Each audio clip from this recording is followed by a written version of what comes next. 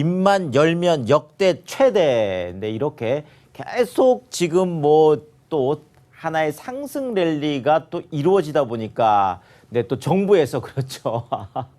또 사실 뭐 정부도 좀 깜짝 놀란 부분이 있을 것 같습니다. 사실 잠실주공 5단지 같은 경우에도 한 달 사이에 거의 또 갑자기 한 3억 정도가 오르다 보니까 네, 어제였죠. 그래서 또 6.17 부동산 대책이라는 게 이제 나왔고 또 뭐 지금 이제 그 아까 앵커 오프닝에도 잠깐 얘기했지만 이제 그러다 보니까 그 뭐 검단 같은 경우에는 지금 또 이렇게 또 깜짝 놀라는 이제 이런 일들이 지금 뭐 계속 어떻게 보면 좀 반복이 되고 있는 것 같습니다.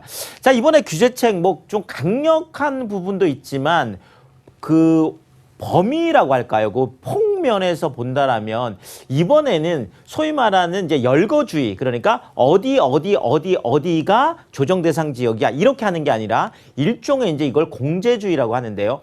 전체 다를 묶어놓고 아 이번에 경기도 전체 이렇게 묶어놓고 거기에서 뭐 이제 김포나 뭐 동두천 정도 이렇게 빼주는, 그리고 나머지는 전체 이제 다가 들어가는 게 되겠죠. 자, 여기에다가 또 인천도 전체 다가 들어갔죠. 그래서 강화 정도만 이렇게 빼주는 이제 이런 방법들을 이번에 사용을 한 거죠. 그러니까 이제 그냥 조정 대상 지역은 이렇게 생각하시면 될 것 같습니다. 서울 전체에 이미 다 묶여 있는 게 되겠고요. 거기다가 이번에 경기도 전체 다가 묶여있게 되겠고요. 또 인천 전체 다가 묶였습니다. 여기에다가 대전 같은 경우도 뭐 전체 다라고 보시면 될 것 같고 청주도 거의 전체 다. 그러니까 아주 읍면 지역들만 빼놓고는 서울과 경기와 인천과 대전과 청주, 뭐 세종은 이미 뭐 되어 있었으니까 이 전체 다가 이제는 조정 대상 지역이다. 이렇게 좀 생각하시면 편할 것 같은데요.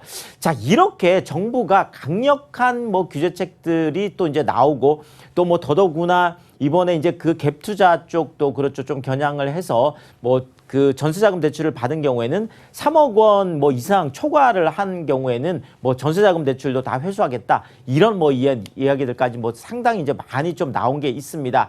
자, 그런데 이렇게 정부가 또 강력한 규제책을 좀 내놓은 데는 이렇게 지금 이제 21번째 대책인데요. 20번째 대책까지가 나왔음에도 불구하고 단기적으로는 이런 뭐 규제책이 지금까지도 수없이 많이 나왔잖아요. 이 단기적으로는 조금 조정을 받았어요. 자, 그렇지만 중장기적으로는 계속 상승 랠리를 해왔거든요. 자, 이러니까 이번에도 이런 역대 최대 행진을 뭐 규제책이 나와서 조금 뭐 늦었다라는 지금 평도 있고 전문가들 중에서는 또 뭐 많은 분들은 단기적으로 조정은 받겠지만 또 중장기적으로는 상승 랠리를 계속 이어갈 수밖에 없겠다. 이런 논리들이 계속 나오고 있어요. 그 이유들을 몇 가지 제가 오늘 좀 찾아보면은요. 자, 일단 장기적으로 상승 랠리를 갈 수밖에 없는 이유 중에 하나가 지금 시중에 풀려있는 돈들이 너무 많기 때문에 그렇습니다. 그 시중에 풀려있는 돈들이 뭐 그 정기 예금 쪽으로 가려니까 뭐 지금 예금 이자 너무 낮잖아요. 뭐 수시입출금 같은 경우는 0.1%라고 하니까 뭐 더 말할 게 1년 만기 정기예금 이자도 지금 뭐 0.5%, 0.6%까지 좀 떨어졌잖아요. 자, 이런 부분들. 자, 통화량 자체가 광의의 통화량, 우리가 보통 M2라고 해서 지금 당장 현금화할 수 있는 것들을 그 현금 통화뿐만 아니라 이제 좀 넓게 잡는 뭐 그런 의미가 되겠고. 자, 또 하나는 월간, 그러니까 지금까지 전체 통화량도 많지만 매월 증가하는 것조차도 대한민국이 생긴 이래로 가장 지금 많은 역대 최대치를 지금 기록을 하고 있다라는 거죠. 자, 일단 한국은행이 보통 한 2달 전 거를 발표를 합니다. 아무래도 통화량 집계하는 데 시간이 걸리니까요. 4월 거를 발표를 했는데 물론 5월, 6월에 지금 엄청나게 또 많이 늘어났습니다. 근데 4월 걸 기준을 한다고 하더라도 광의의 통화량, 그러니까 현금에다가 지금 뭐 그 당장 현금화 할 수 있는 뭐 이런 어떤 그 요구불예금 이런 것까지 합친 거를 우리가 M2 광의의 통화량이라고 하는데 이것이 3,000조를 넘었습니다. 네, 이게 뭐 정말 역대 최대 뭐 정말 대한민국이 생긴 이래로 가장 많은 지금 통화량이 되겠는데요.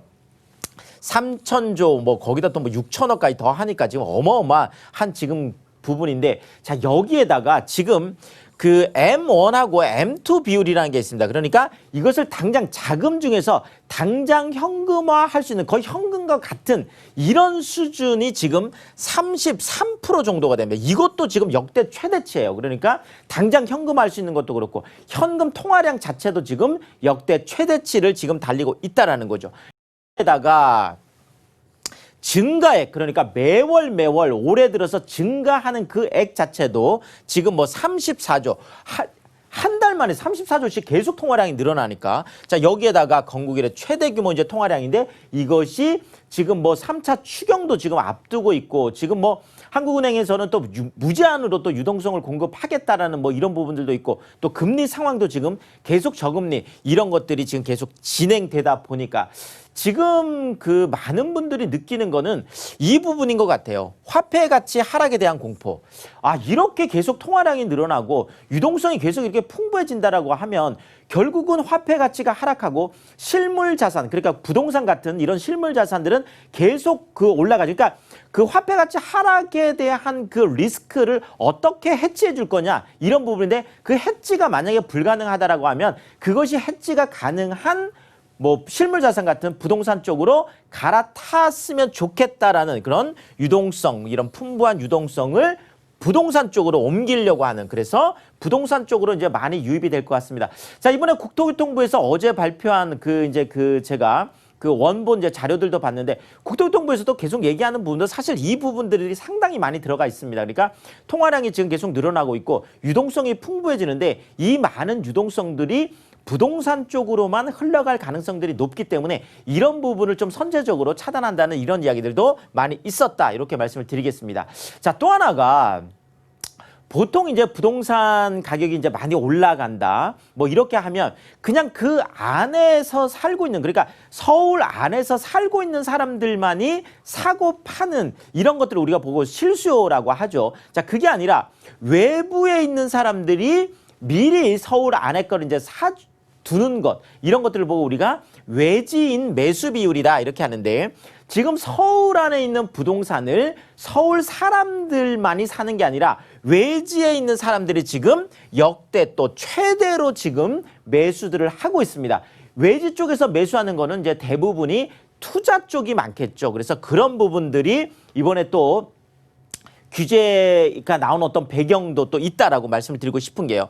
자, 한국감정원에서 이제 그 매 분기마다 매매 거주별 분석이라는 걸 발표를 합니다. 그러니까 매수가 이루어졌는데 어떤 지역 사람들이 이쪽 거를 많이 샀느냐, 이런 것들을 분석을 하는 거죠.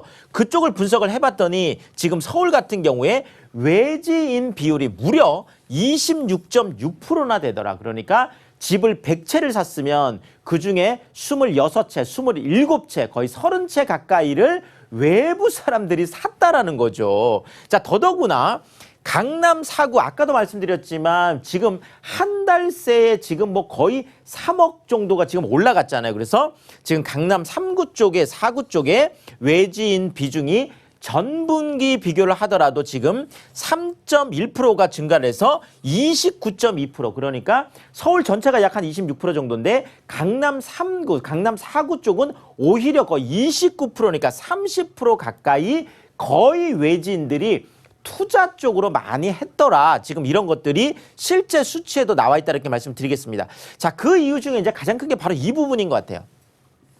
자, 정부가 계속 다주택자들을 규제를 하고 있고, 더더구나 이번에 이제 조정 대상 지역으로 뭐 대부분 이제 다 그렇죠. 뭐 경기 전체다, 인천 전체다, 대전이라든지 지금 청주까지 전체 다 이제 묶여 있다 보면 조정 대상 지역 안에서 2주택 이제 3주택을 갖고 있게 되면 아무래도 이제 뭐 다주택자 양도세 중과 부분이 아무래도 걸리겠죠. 2주택자들은 뭐 최고 42%에다가 10%를 더해가지고 거의 뭐 52%, 뭐 지방세까지 한다라면 거의 한 60% 가까이 되고, 3주택자들은 거의 70% 가까이 되는 이런 어떤 그 엄청난 중과율이 있다 보니까, 자, 그럴 바에는 차라리 똘똘한 한 채로 모으자, 이런 것들이 또다시 좀 그 살아나고 있다라고 할까요? 그래서 다주택자 규제에 대해서 똘똘한 한 채 쪽으로 모으는 이런 전략들이 또 다시 어떤 그 선호가 되면서 좀 이슈를 중심한 투자들. 자, 이번에 뭐 규제책들 안에서 당연히 지금 뭐 잠실 쪽도 이제 그 토지거래 허가구역으로 뭐 묶였다든지, 그렇죠. 지금 뭐 같이 해서 뭐 삼성동이라든지 대치 뭐 조금 억울한 부분도 지금 뭐 다들 좀 토로를 하시잖아요. 그쪽에 그 부분 어떻게 다 이렇게 묶을 수가 있냐라고 지금 할 정도로. 그래서 어쨌든 많은 분들이 이슈가 있는 뭐 용산이라든지 국제기록복합지구가 있는 그런 이제 강남이라든지 잠실 쪽 이쪽으로 이제 많이 좀 집중이 되다 보니까 그렇죠. 그런 또 규제책들이 나오는 그래서 이슈 중심권 쪽으로 해서 똘똘한 한 채 쪽으로 지금 많이 모으는 경향들이 실제로 지금 나타나고 있다는 거죠. 외지 이제 매주 쪽에서요. 자, 또 하나가 2030 세대들.